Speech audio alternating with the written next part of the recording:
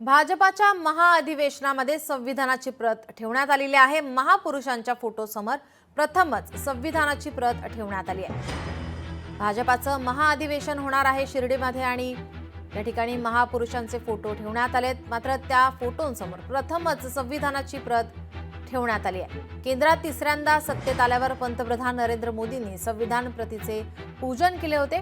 तर आज शिर्डीमध्ये महाविजयी अधिवेशन होतं आहे आणि या अधिवेशनात संविधानाची प्रत लक्ष वेधत आहे। विधानसभा निवडणुकीतील विजयानंतर भाजपाचे एक दिवसीय अधिवेशन शिर्डीमध्ये होते आहे। केंद्रीय गृहमंत्री अमित शहा तसेच भाजपाचे राष्ट्रीय अध्यक्ष जे.पी. नड्डा हे उपस्थित राहणार आहेत। संविधानाचा मान सन्मान भारतीय जनता पक्षानं पूर्वीपासूनच केलेला आहे।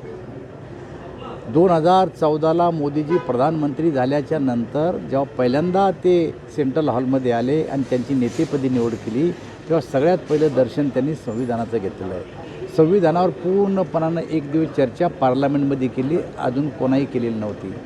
आणि जर संविधानाबद्दल जर ते बोलत असेल तर या देशाला स्वातंत्र्य म्हणून 75-76 वर्ष झाले, परंतु या देशाला संपूर्णपणानं डॉक्टर बाबासाहेब आंबेडकरांनी तयार केलेलं संविधान लागू झालेलं नव्हतं। काश्मीरसारख्या राज्यामध्ये 370 कलम लागू होतं, तिथल्या दलितांना सवलतीसुद्धा नव्हत्या।